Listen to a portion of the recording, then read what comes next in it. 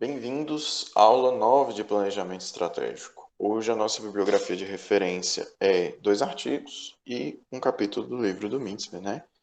O artigo é o artigo de Kish Pereira, a influência da liderança, cultura, estrutura e comunicação organizacional no processo de implantação do planejamento estratégico, publicado na Caderno Zebap em 2011, e o outro também de Pereira e Kish, perceba, inverteram a ordem da autoria, que é do ano de 2009, né? A relação entre a cultura organizacional e o processo de planejamento estratégico, um estudo de caso em uma empresa norte-americana.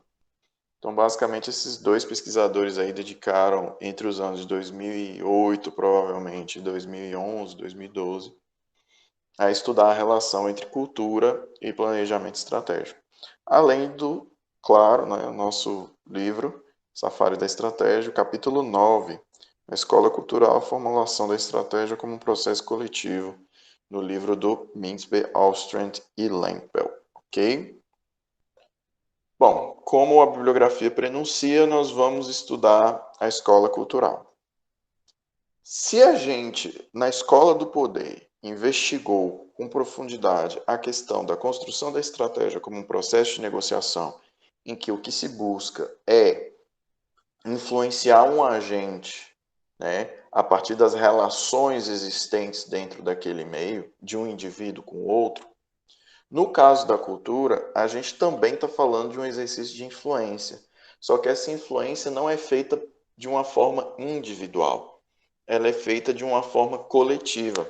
Ela é feita a partir das regras, rituais, hábitos existentes dentro daquele grupo. Quando você chega em um determinado lugar, você encontra sempre um coletivo de pessoas habitando aquele lugar. E ao ver esse coletivo, normalmente dentro desse coletivo existem regras do que é bem aceito e do que é mal visto. Quando a gente percebe essas regras por meio da convivência, por meio dos hábitos, quando a gente chega no espaço novo, normalmente a gente fica bem acanhado, né? Fica com medo, fica tateando, sabendo o que eu posso falar, o que eu não posso, como eu devo me comportar, como eu não devo. E isso você percebe que gera uma certa influência, um certo impacto em você. O processo de aculturamento é o que a gente chama em outros lugares, né, em outras literaturas, em outras bibliografias, como mortificação do eu. O fato da gente viver em sociedade força a gente a mortificar todos os nossos impulsos individuais em prol de regras, hábitos e normas coletivas que são bem aceitas dentro de um determinado grupo. Essa força coletiva, essa força do que é aceito e do que não é bem aceito, essa influência, é o que a gente vai denominar a cultura, tá? Grosso modo, nesse primeiro momento. Por quê? Porque a cultura exerce esse poder de condicionar a gente, de aculturar a gente dentro de um determinado sistema de pensar, dentro de um determinado sistema de valores, dentro de um determinado sistema de comportamentos, de hábitos, de rotinas, que são considerados adequados dentro daquela sociedade específica onde a gente vive. Por isso que a gente fala que a cultura ela é a influência do meio onde a gente se encontra. A cultura, então, é exatamente isso, é o efeito dessas interações coletivas dentro de um ambiente. Eu vou dar um exemplo para vocês de um experimento que é muito conhecido, né? Que se você for pesquisar aí na internet, você vai encontrar esse exemplo. Ele meio que faz parte da cultura popular de negócios e mesmo dentro da administração. Um grupo de 3 chimpanzés é colocado dentro de uma gaiola e lá é colocado um cacho de banana. Todas as vezes que um dos chimpanzés tentava pegar uma banana, os 3 tomavam um banho de água bem gelada. Então, com o tempo, quando um chimpanzé ia lá e tentava pegar uma banana, os outros 2 impediam e agrediam esse chimpanzé, para que ele não pegasse. Resultado, os 3 aprenderam a não pegar. E os 3 aprenderam que quando um deles ia lá, sentia fome, tentava pegar, eles iam tomar banho, então eles impediam. Então a gente troca o primeiro chimpanzé. Aí ao trocar o primeiro chimpanzé, o novo chimpanzé que entra vai tentar pegar a banana porque ele não conhece dessas regras. O que vai acontecer com esse chimpanzé? Os outros 2 que estavam lá, vão, portanto, impedi-lo. Com o tempo ele vai aprender que quando ele tenta pegar a banana, ele é agredido pelos outros. Ele não aprende da água fria. Ele aprende que se ele for tentar pegar, os outros vão agredir ele. Então ele é aculturado dentro desse meio que eu não posso pegar em função da necessidade do efeito, na realidade, posterior de que eu vou ser agredido. A gente troca, então, o segundo chimpanzé. Entra um novo. Esse novo também vai ser aculturado na questão da violência. Toda vez que ele for pegar, ele vai sofrer agressão. Quando os dois novos chimpanzés estão aculturados, a gente troca o último chimpanzé. Ao trocar o último chimpanzé, vai entrar o terceiro chimpanzé novo, e esse chimpanzé vai tentar pegar e vai receber a agressão dos outros dois, até que os três estão aculturados. Resultado prático, a gente tem 3 chimpanzés que se agridem ao tentar pegar uma banana e eles não sabem por que eles estão pegando, não podem pegar aquela banana. Eles simplesmente estão acostumados a se agredir todas as vezes que um deles vai tentar pegar a banana.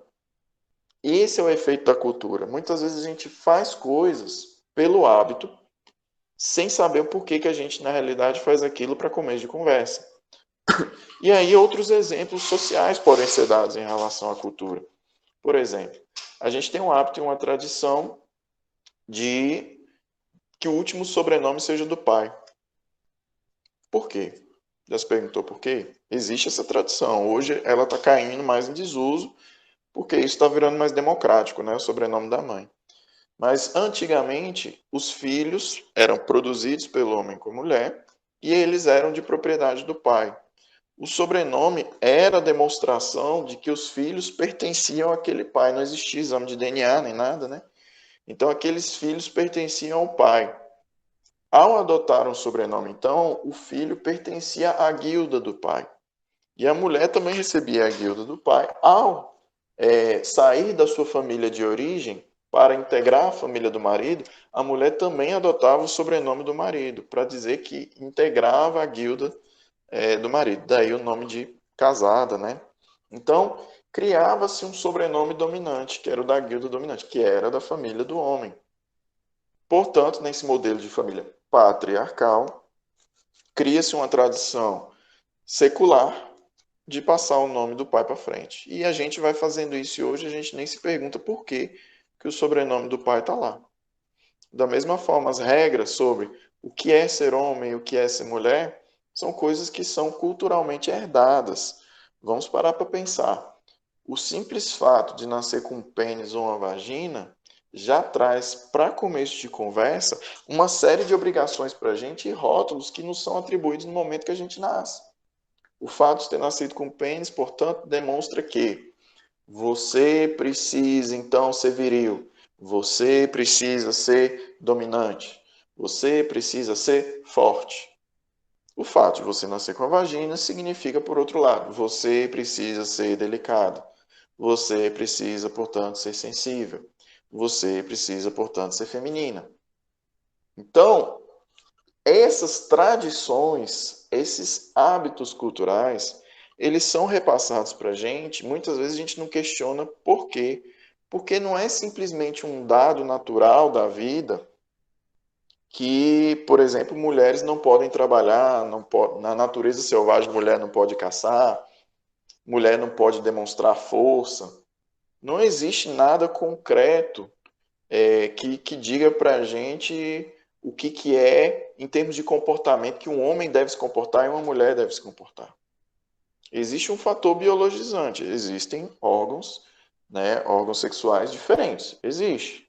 Esse fator existe. Existe outro fator biológico, questão dos hormônios, né? Um corpo tende a produzir alguns hormônios, outro corpo tende a não produzir. Contudo, questões relacionadas a comportamento, a escolhas do indivíduo, elas são totalmente delimitadas dentro de um caráter social. A pessoa não aprende que ela não nasce sabendo que ela tem que ser viril. Ela é aculturada para entender que, como homem, precisa ser viril.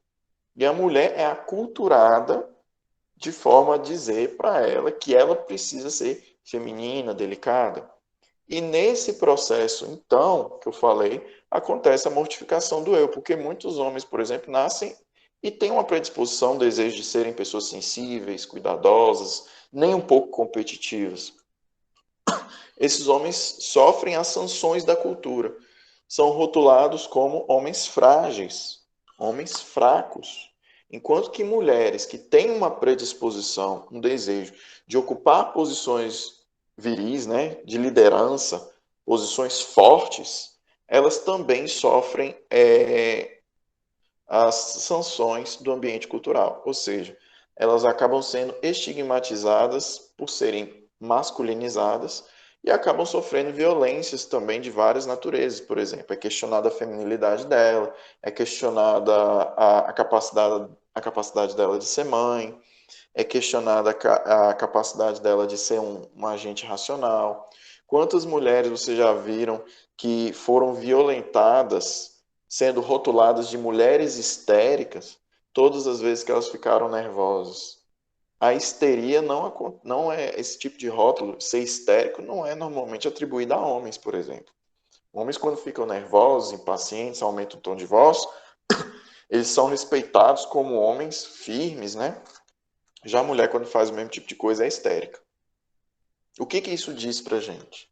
Diz pra gente, então, que códigos de conduta são socialmente bem estabelecidos dentro de um determinado viés cultural e isso leva à mortificação do eu. Eu tenho que mortificar quem eu quero ser para eu conseguir ser aquilo que o meio deseja que eu seja.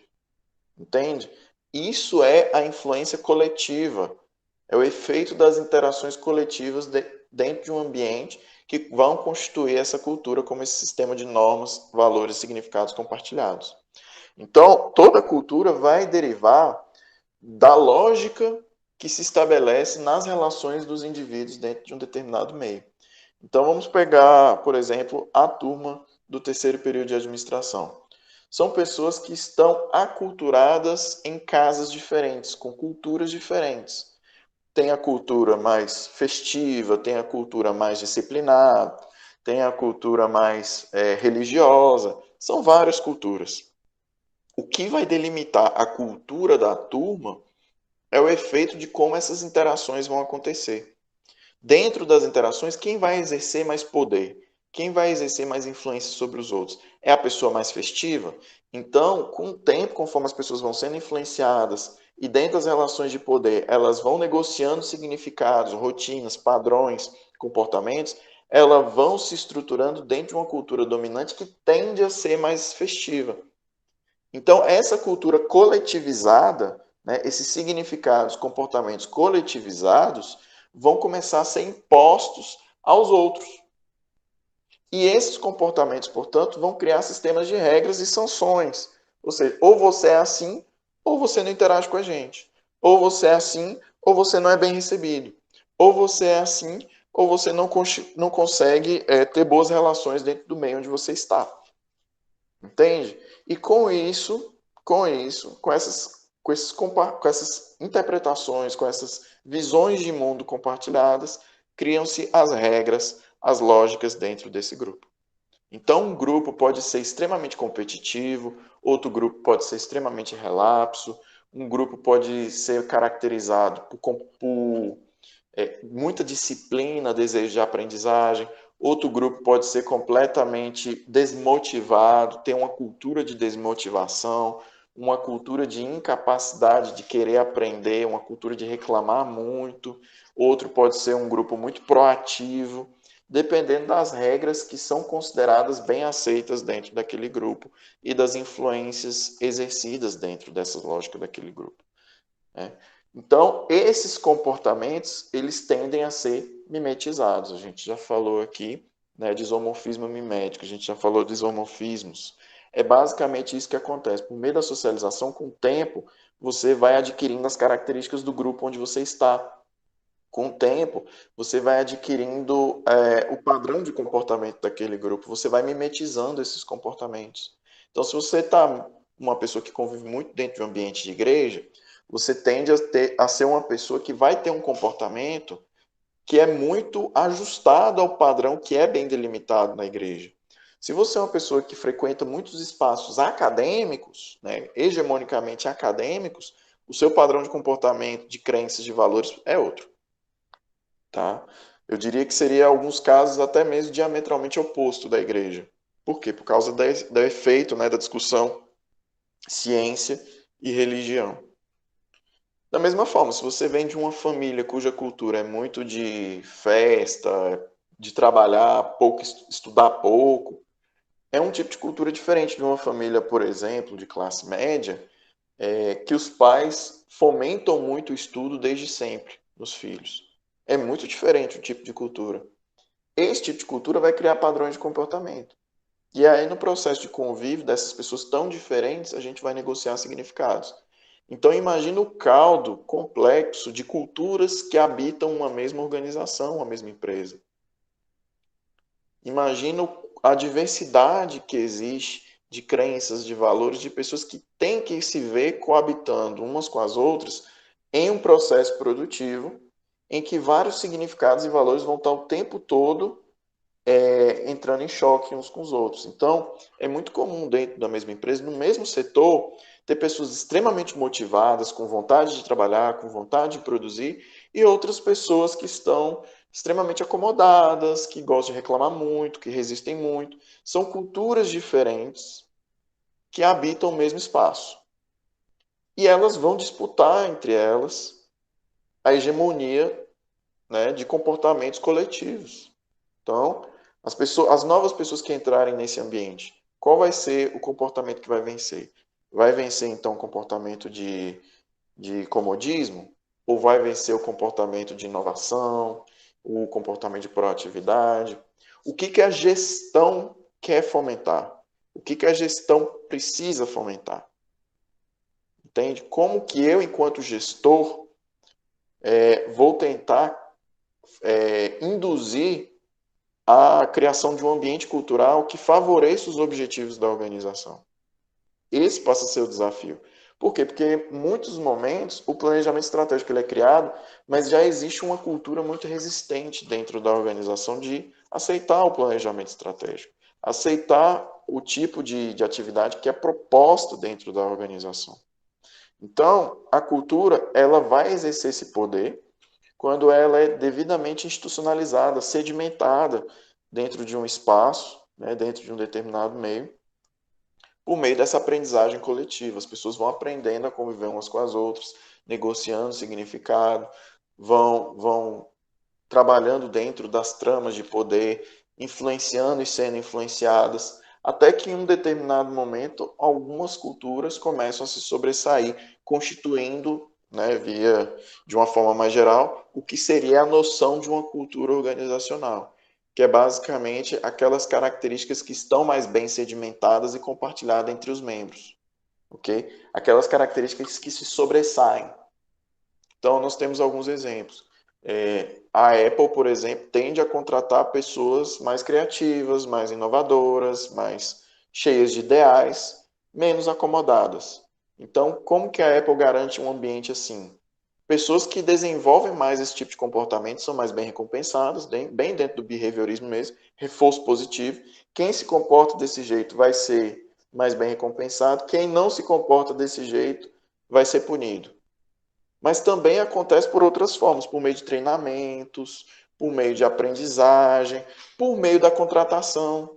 Ou seja, a gente já cria filtros dos tipos de pessoas que nós queremos que entrem na organização e os tipos que a gente quer deixar que abandonem a organização, que sejam devidamente demitidos. Então, criam-se filtros para tentar criar, de certa forma, uma cultura, né? Criar aquelas características que são bem sedimentadas dentro de uma determinada organização. Então, muitas vezes, quando você está tentando ser contratado por uma empresa, você tem que se perguntar, sim, qual é a cultura desse ambiente? É uma cultura que valoriza o estudo? É uma cultura que valoriza inglês? É uma cultura que valoriza experiência, que valoriza proatividade, que valoriza interesse, que valoriza senso de urgência, que valoriza qualidade da entrega, que valoriza essa ideia de autoaperfeiçoamento. E isso é muito importante, por quê? Porque muita gente vai para entrevistas de emprego falando que é essas coisas todas. Ele, na hora de falar do currículo, a pessoa é as mil maravilhas. Mas o problema é que isso não está incorporado na sua cultura.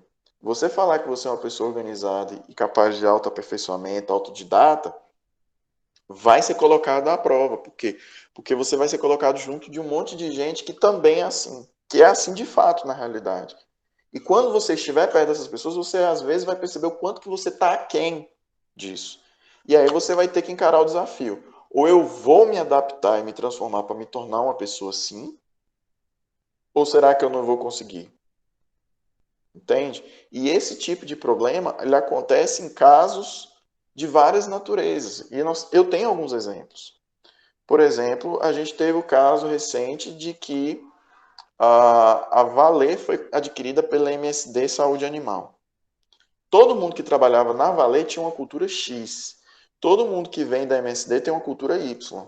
As pessoas que trabalhavam na Valer, ou elas se adaptam, ou elas são demitidas.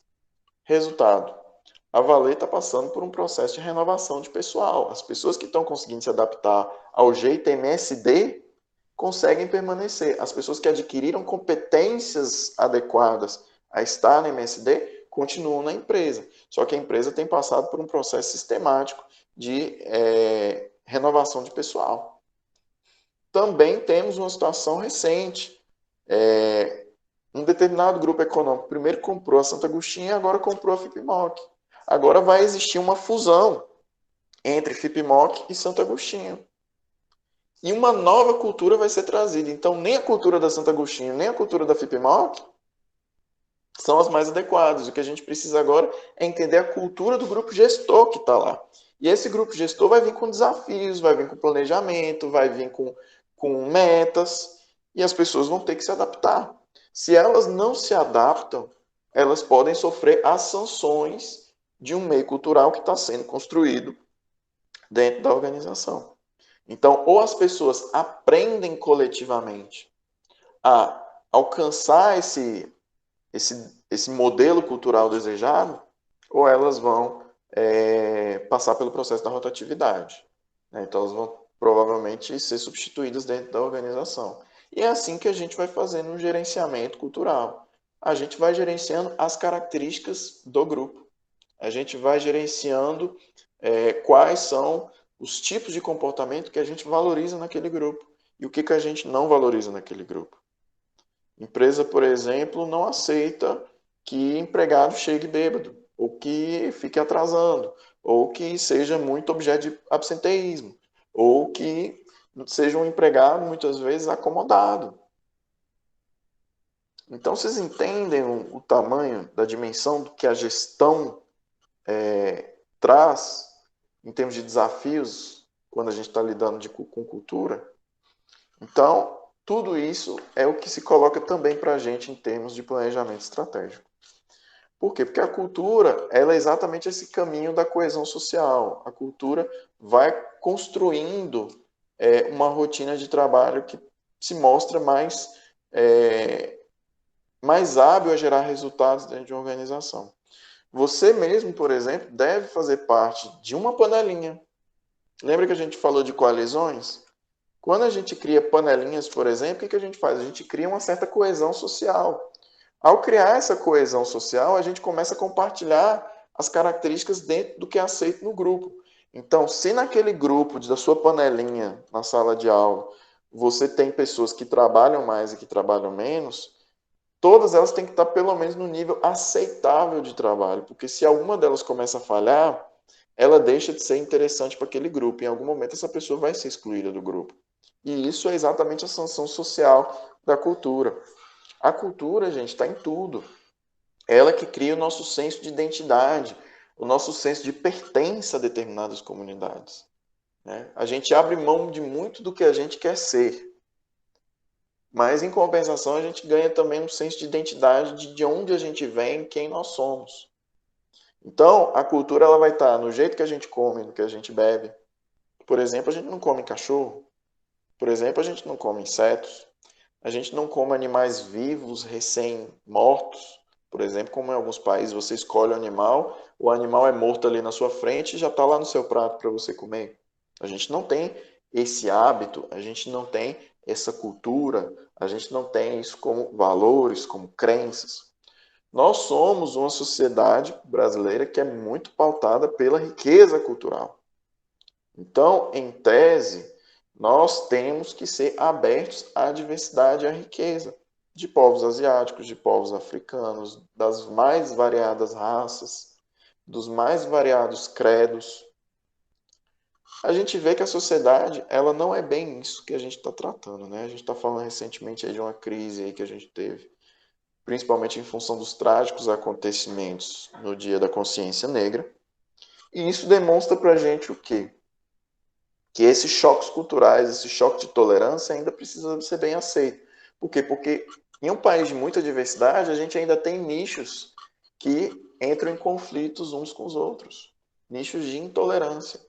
Intolerância o quê? Intolerância racial, intolerância cultural, intolerância de credo, de religião.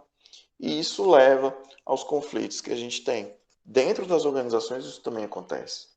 Só que elas acontecem de uma forma mais velada. Elas acontecem por meio das tramas que vão acontecendo dentro da organização. A cultura, ela está, então, nos hábitos, nos rituais, nas nossas crenças, nos valores, nos artefatos, nos símbolos, no que a gente preza como uma coisa boa, no que a gente preza como uma coisa ruim. Entendeu? Não importa, por exemplo, se você acha o homossexualismo certo ou errado, por exemplo. Se você está na empresa, você vai ter que trabalhar com a pessoa do mesmo jeito. Você não pode discriminar a pessoa. Você não pode cometer atos de violência, nem em nível físico, nem em nível simbólico. Por quê? Porque dentro de um espaço cultural de tolerância, deve-se nutrir a aceitação, deve-se nutrir a compaixão, a alteridade, o convívio, a tolerância. E hoje, essa é uma das pautas mais importantes dentro da administração. É uma questão que está sendo muito colocada dentro de responsabilidade social corporativa, gestão da diversidade, gestão da própria cultura organizacional, dentro dessa tarefa que a gente tem de tornar a sociedade um pouco mais tolerante à diversidade cultural, que é uma questão que hoje a gente coloca de uma forma meio inocentemente, a gente acha assim, o Brasil é um país diverso.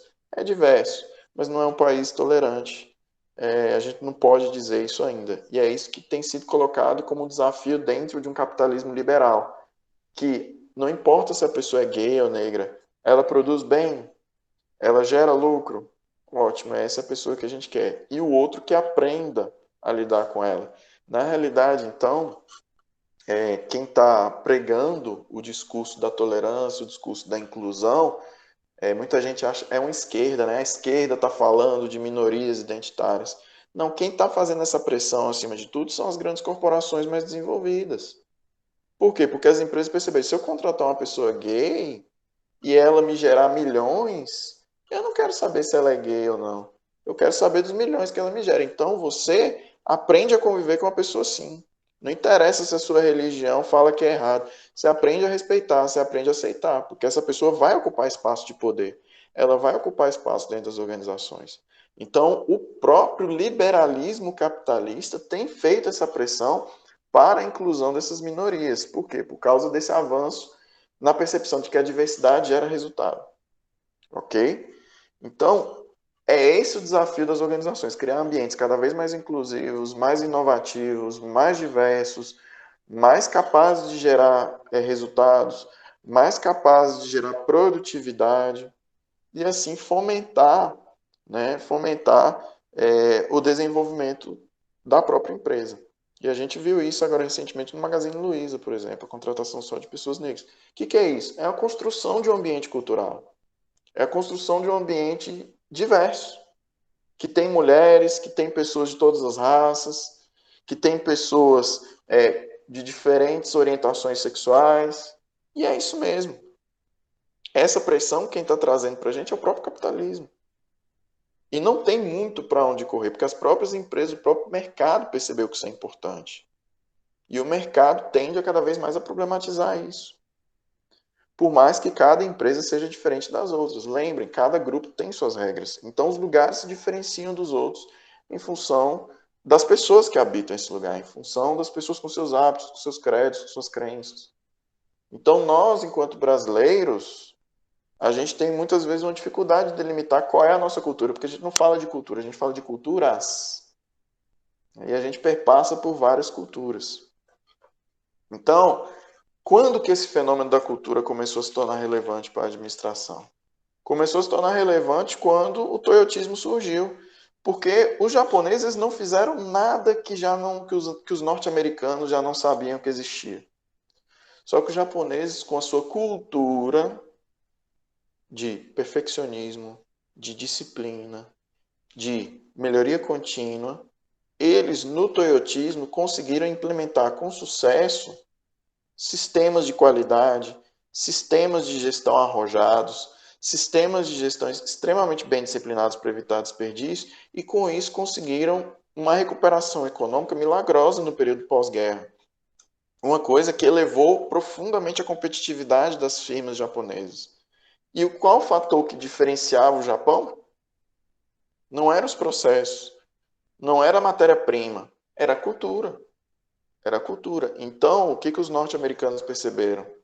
Eles perceberam que, peraí, a forma como a gente cria um ambiente de hábitos, valores, crenças, rituais, rotinas, impacta na nossa forma de alcançar resultados e sermos, de fato, competitivos e bons, né? E bons no mercado. Então, ao entender que o ambiente cultural importava para a gestão, a administração, então, começou a se interessar pela cultura dentro das organizações. Então, essa cultura passou a ser vista como uma forma de interpretar, de fazer a realidade cotidiana dentro das empresas. Então, as empresas que conseguissem estabelecer hábitos, rotinas, crenças, valores dentro dos seus grupos que garantissem que as pessoas alcançassem resultados fortes, positivos, né, essas firmas sairiam na frente e conseguiriam alcançar resultados superiores. Então a cultura virou um elemento chave da construção de resultados organizacionais, resultados competitivos.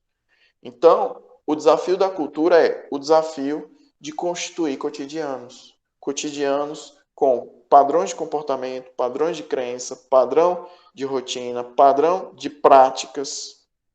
E essa cultura se solidifique, se sedimente cada vez mais, até ela ficar bem robusta. A ponto, como do exemplo dos macacos, que não importa o volume da rotatividade, aquela cultura já está bem estabelecida. Então, a cultura forte, ela vai ter esses fundamentos bem estabelecidos, enquanto que uma cultura fraca, ela vai ainda ser aquela cultura frágil, que as pessoas ainda podem questionar, podem negociar valores, podem negociar significados, podem reproduzir novas práticas, mudando o ambiente, por aí vai.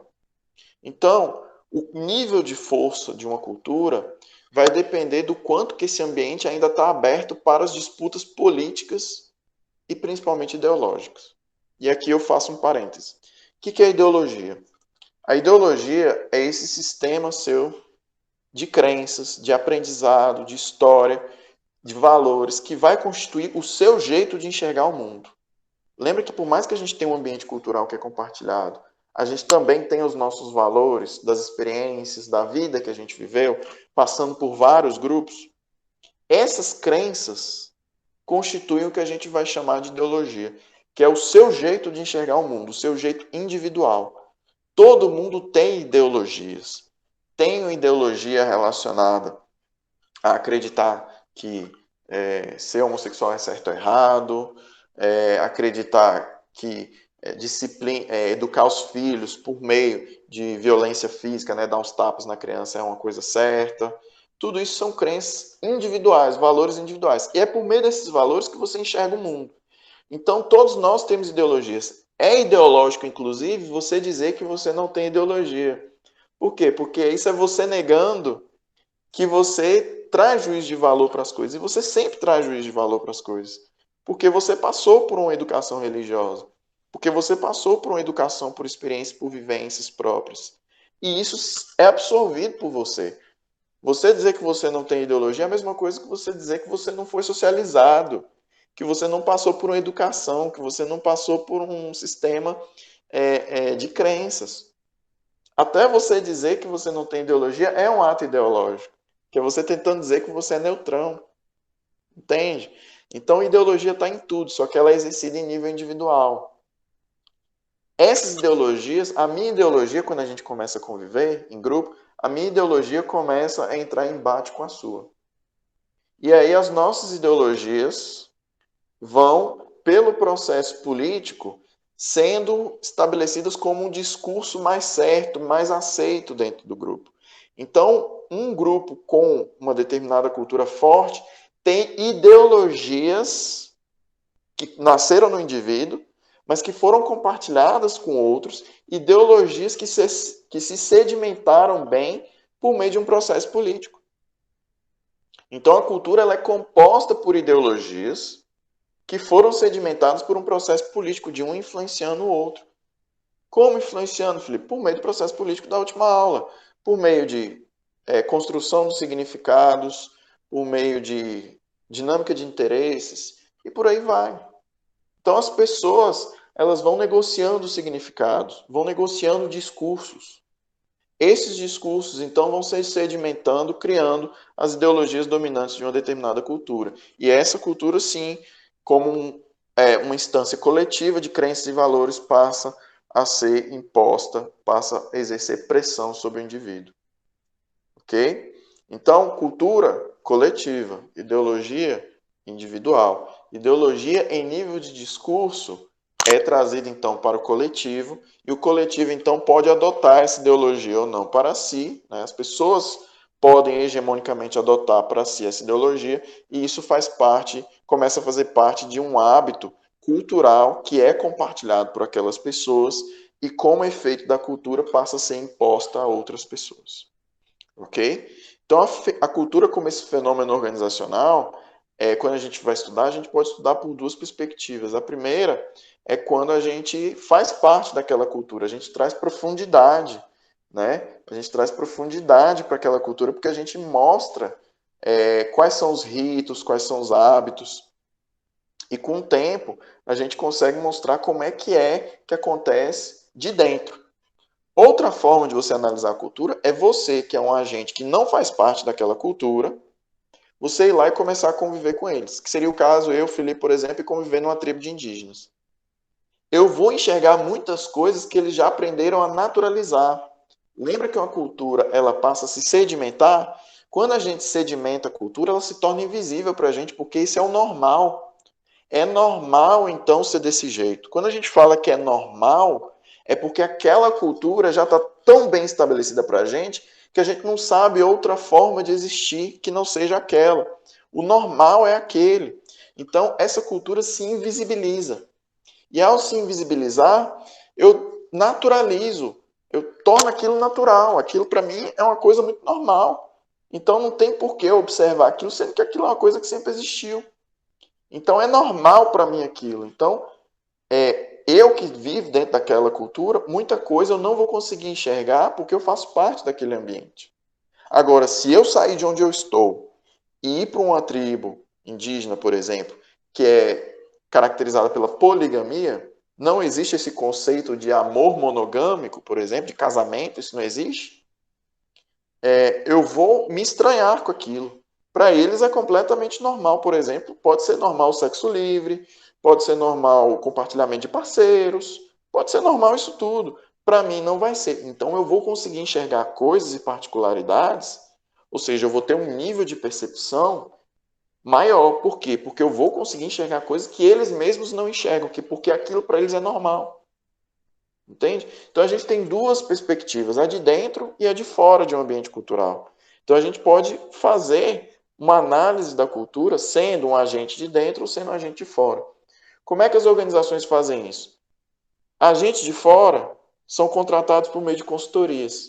Agentes internos são contratados por meio dos especialistas, das pessoas que são contratadas normalmente dentro dos recursos humanos, né, dentro dos departamentos da área funcional de recursos humanos, para avaliar o quanto aquela organização avançou, o quanto que aquela firma avançou em termos de construção de um determinado coletivo cultural.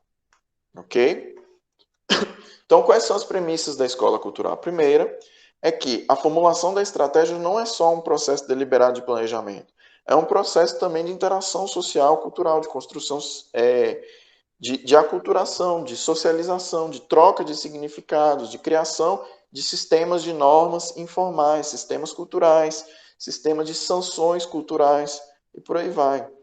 Então, os membros de uma organização, muitas vezes, como no caso dos chimpanzés, podem simplesmente não saber como que aquela cultura começou.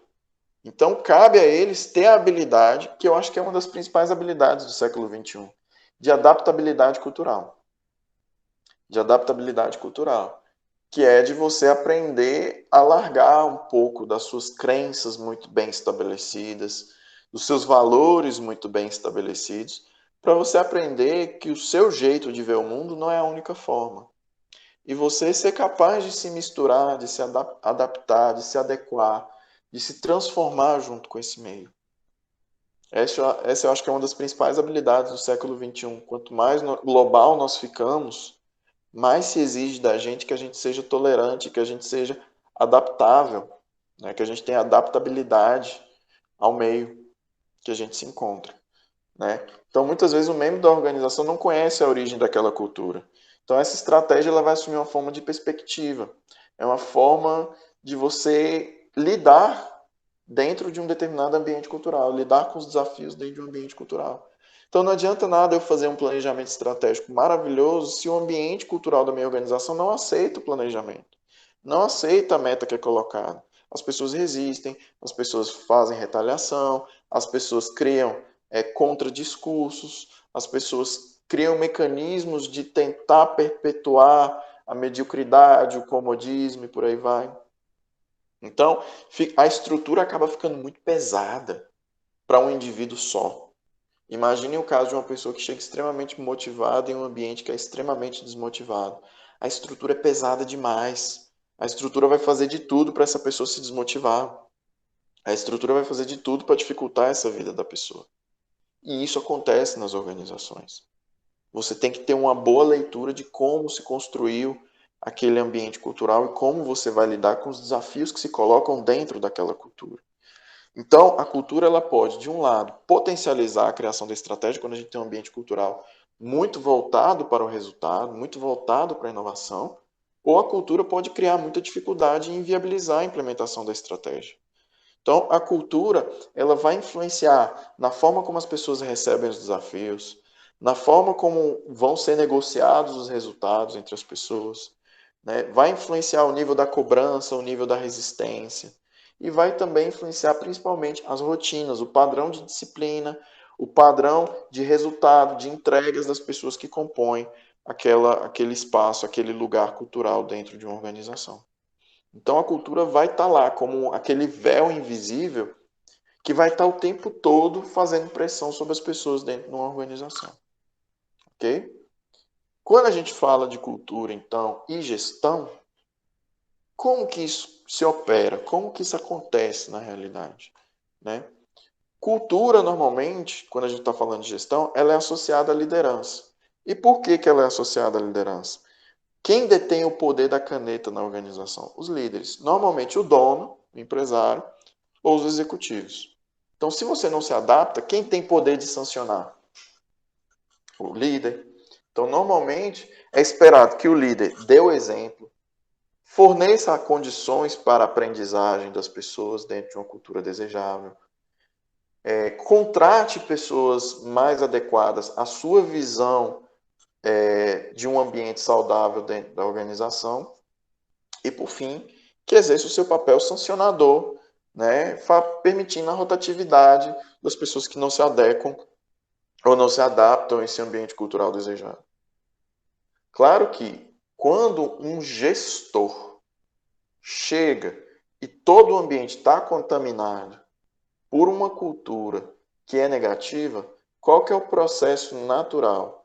O processo natural é: eu vou dar o exemplo do que eu quero, eu vou treinar as pessoas que eu acho que devem ser treinadas, eu vou então avaliar quem está agindo de acordo com a cultura que eu acho saudável, Vou, então, reforçar positivamente essas pessoas e aquelas que não seguirem, eu vou aplicar a sanção. Dentro desse processo, espera-se que ele faça uma adaptação e, assim, uma renovação de pessoal e, assim, uma construção para que aquele ambiente mude para se tornar aquilo que é desejável em termos de produtividade. Então, quando uma organização quer mudar o ambiente cultural, quer mudar a abordagem, quer mudar a forma como ela lida com os desafios de mercado, ela não troca analista, ela não troca técnico, ela troca quem? Ela troca o executivo. Por quê? Porque um novo executivo, com uma nova cultura, com uma nova forma de pensar, ele tende, por meio dos processos políticos, de poder, burocráticos mesmo, pelo poder burocrático que a ele é conferido, ele vai, então, ter capacidade de exercer poder, então, conformando aquela organização seu projeto cultural desejável. Então, aqueles que têm maior poder de influência dentro da organização, normalmente espera-se que sejam os líderes, né, eles impõem melhor um padrão de pensamento, um padrão de crenças, sedimentando melhor um determinado padrão de conduta que vai se converter em uma cultura organizacional. Portanto, o grande responsável pela mudança, pela crença e pelo comportamento, normalmente é o líder daquela organização. E é ele que é o responsável pela institucionalização. Tá? Ele que é responsável. E todo líder encara resistência. Todo líder encara sabotagem. Todo líder encara retaliação. Todo líder encara a existência da cultura prévia que existia naquele espaço. Tá? Por quê? Porque a organização ela é essa multiplicidade, né? Multiplicitude de pessoas. É o que eu falei. Eu não tenho a mesma cultura que você. Se a gente for colocado no mesmo ambiente, a gente vai ter que desenvolver uma cultura em comum. Então a gente fala muito de culturas dentro da organização. Então é normal que entre essas pessoas que um líder vai encontrar, ele se depare com um ou outra que vai ter uma cultura muito diferente da dele, que vai reclamar, que vai falar que ele está assediando, que vai falar que ele está sendo agressivo demais, que ele não está humanizando o processo, vai criticar ele, vai trazer muitas críticas, vai tentar fragilizar a liderança dele. Por quê? Porque isso é choque cultural. Cabe, então, esse exercício da liderança o poder de demonstrar a força da sua posição, que é basicamente conformar a organização ao projeto cultural que você é colocado. Então, pode ser que essa pessoa ofereça muita resistência. Ok, como a gente vai lidar com essas pessoas? Qual é o processo político que está ali por trás? Como que a gente vai institucionalizar um discurso? Muitas vezes a cultura vence o jogo, tá, gente? Muitas vezes, mesmo um líder muito bom, ele não consegue reestruturar a cultura de uma organização, porque a resistência está tão bem institucionalizada ali, que quando ele chega na organização e tenta implementar a mudança, todo mundo de forma coordenada resiste. Então ele não consegue implementar a mudança e ele também não tem estrutura de mandar todo mundo embora e recontratar todo mundo, porque eu basicamente ficaria louco o processo administrativo, porque você tem que ter treinamento, você tem que ter sucessão. A pessoa simplesmente vai lá e ser demitida, precisa ter outra pessoa para ocupar a função que foi devidamente treinada, então não dá para demitir todo mundo de uma vez. Entendeu? E aí ele se vê numa sinuca de bico. E agora? Como é que eu vou fazer? Então, às vezes demora tempo, às vezes ele não consegue, porque o ambiente cultural ele consegue resistir a essas tentativas de mudança. Tá? Então, como eu falei com vocês, essas três formas, está aí na última parte dos slides, acaba sendo um exercício incremental, um exercício contínuo dentro da organização. Como é que eu vou mudando a cultura? Vamos lá, eu ofereço treinamento para todo mundo, eu vejo quem está indo muito bem dentro daquilo que era esperado, quem não está, eu dou o exemplo, eu mostro para as pessoas o exemplo do que eu quero e do que eu não quero, eu começo a sancionar e aos poucos eu começo a fazer a rotatividade, até criar um ambiente que eu julgo que tem uma cultura que consegue se sedimentar dentro daquilo que gera valor para a organização. Tá? Então a gente tem o exercício do modelo, a abertura para aprendizagem, a gente tem o treinamento e a gente tem a contratação, né, a rotatividade como um dos principais mecanismos de gestão do meio cultural dentro de uma organização. Tá? Mas mesmo assim, é muito indeterminado, é muito incerto se você vai conseguir. Porque às vezes a gente encontra um problema muito sério. Vamos dar um exemplo de uma cidade do norte de Minas qualquer. Não vou dar o nome de nenhuma. Mas vamos supor que nessa cidade do norte de Minas específico, a cultura do pessoal é uma cultura de muito comodismo. É uma cultura que a pessoa entra na empresa sem muita vontade de trabalhar, só para ganhar o salário dela, fazendo o mínimo possível e para ela tá bom. Ela não tem ambição, ela não tem desejo, ela não deseja ser produtiva. Vamos supor que a gente mora nesse tipo de cultura. Imagina que um líder muito arrojado chega nessa organização. Mesmo que ele tenha sucesso aos poucos de encontrar uma ou outra pessoa que tenha o perfil que ele deseja, vai demorar muito tempo para ele conseguir implementar a cultura que ele deseja. Por quê? Porque o meio onde a empresa se encontra, a sociedade no entorno, a cultura que é colocada lá é uma cultura que joga contra a empresa. E as organizações, elas avaliam isso. Muitas empresas deixam de se instalar em determinados lugares porque elas percebem que naquele espaço elas não vão encontrar o tipo de pessoa desejável, necessária para trabalhar no tipo de negócio que ela atua. Então, por exemplo, vai demorar um tempo ainda para a gente ter um mercado muito bem estabelecido de startups. Vai demorar muito tempo para a gente ter um mercado muito bem estabelecido de centros de pesquisa e de desenvolvimento de tecnologia industrial. Vai demorar muito tempo para a gente conseguir construir um modelo de economia que consegue garantir esse caráter inovativo dentro da sociedade. Por quê? Porque esse tipo de competência, esse tipo de estrutura tem que ser desenvolvido, tá bom? Então isso acontece nas organizações. Já a mudança cultural, como objeto de atuação do líder, do gestor, ela acontece por meio de um processo chamado dissonância cognitiva. A mudança cultural, ela acontece normalmente quando a gente tem primeiro um processo de deriva estratégica. A nossa crença, os nossos valores, a nossa cultura, ela é contraposta a resultados extremamente negativos. Isso gera na gente uma dissonância.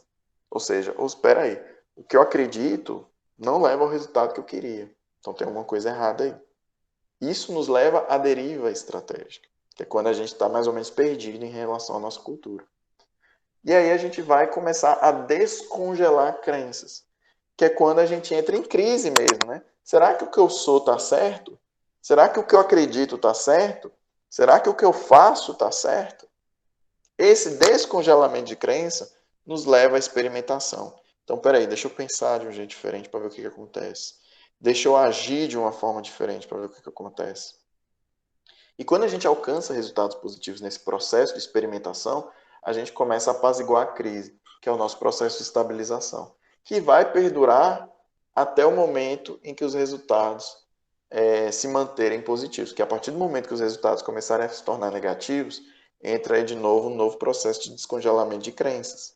Então, na realidade, nós estamos o tempo todo com a cultura, com as nossas crenças, com as nossas ideologias.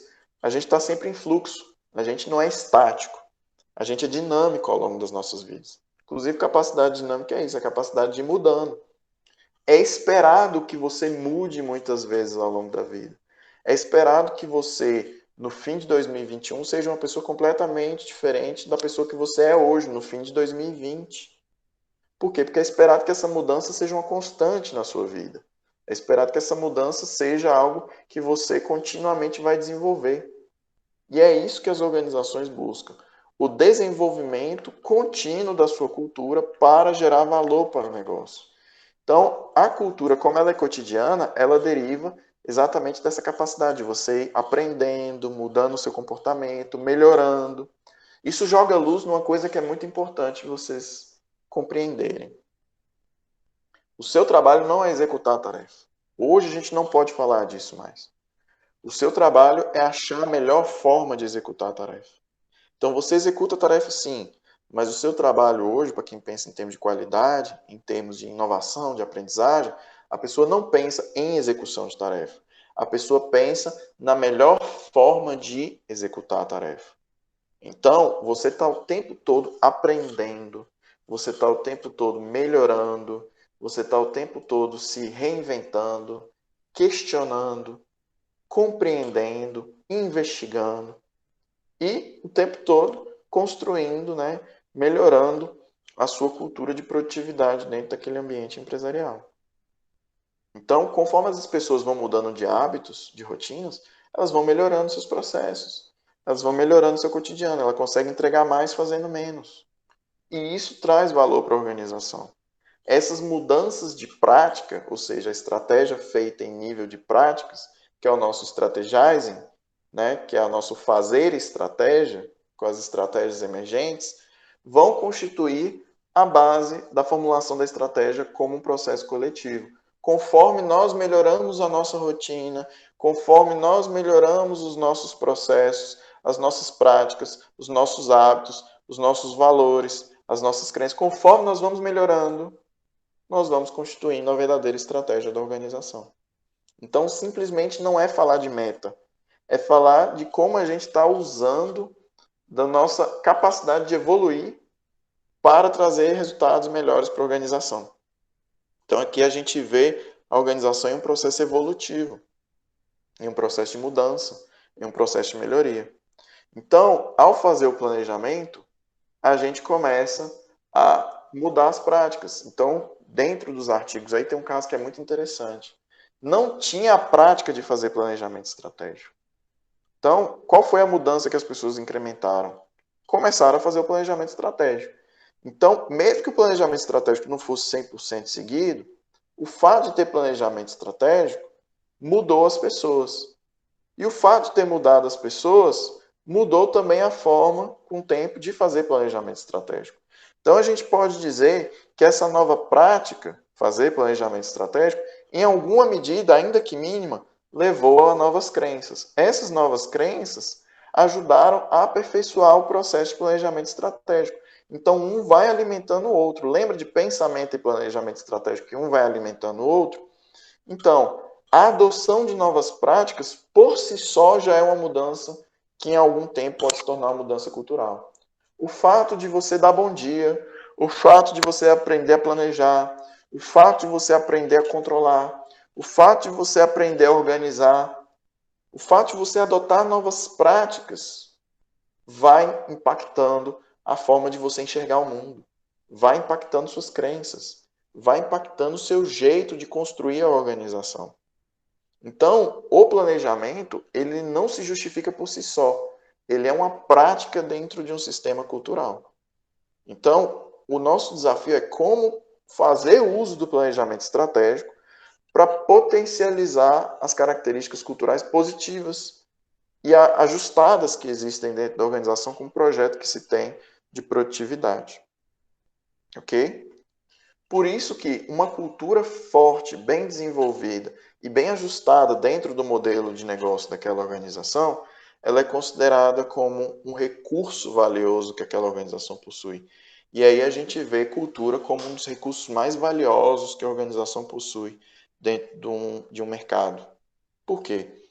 Porque você ir para uma Apple, por exemplo, e você ir para alguma outra empresa do mesmo segmento, Xiaomi, Samsung, e por aí vai, né? Nokia.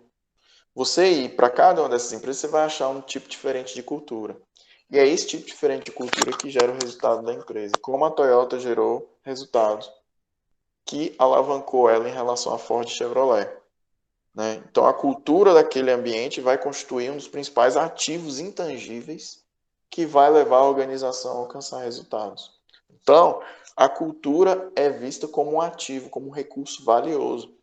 Construir uma cultura adequada é um passo fundamental para a construção da vantagem competitiva. Então, essa cultura tem que ser capaz de passar por aqueles filtros do Vrios, gerar valor, ser raro, ser difícil de imitar, ter capacidade de extrair todo o potencial dessa cultura, né, organizável e sustentável.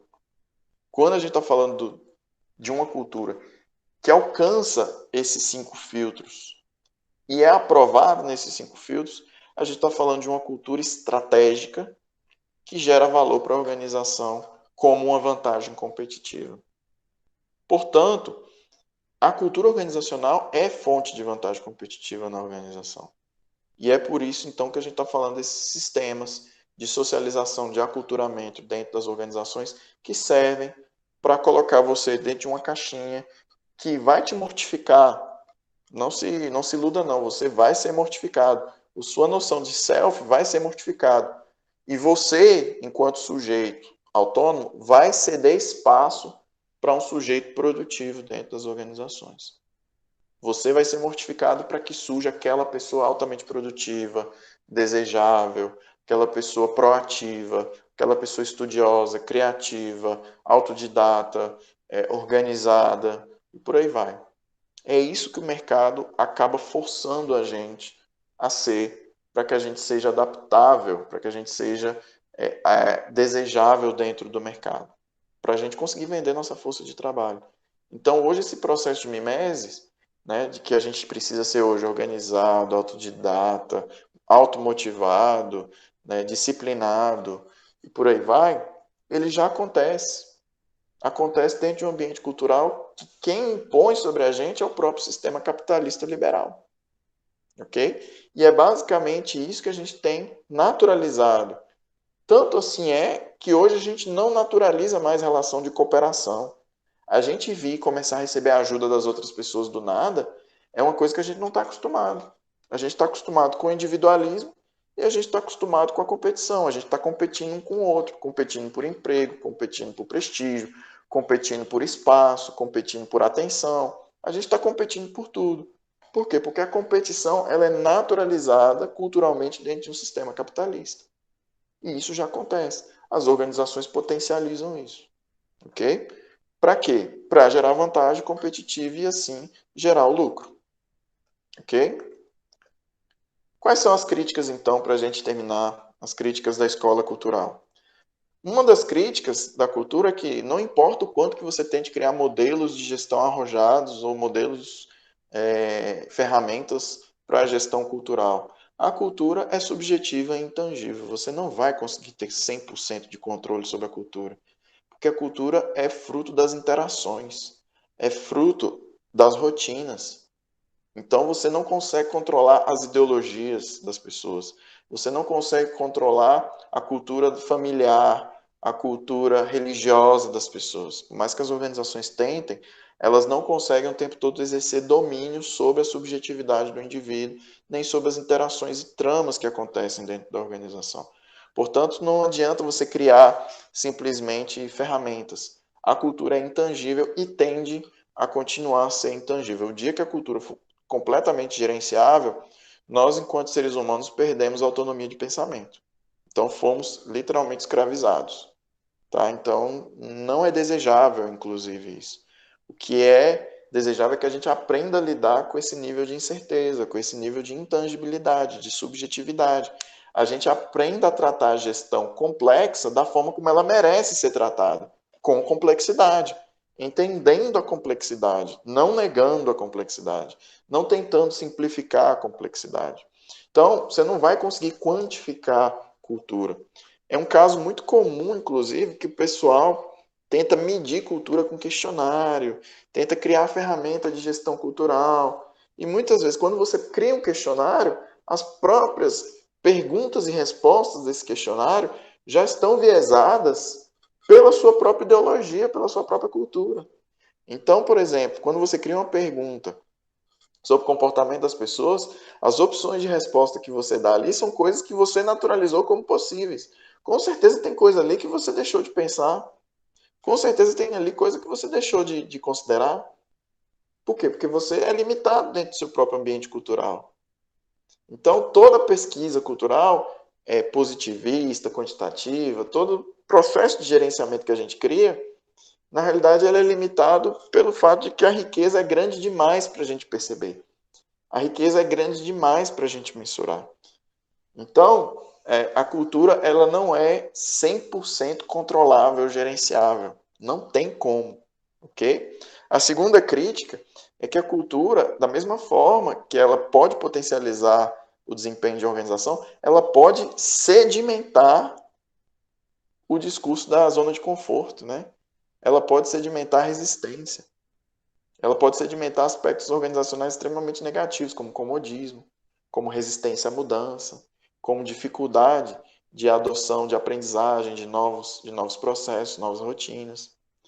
Então, a gente não pode ver uma cultura só como uma coisa positiva. a gente também tem que ter o entendimento de que a cultura pode trazer efeitos negativos para a organização.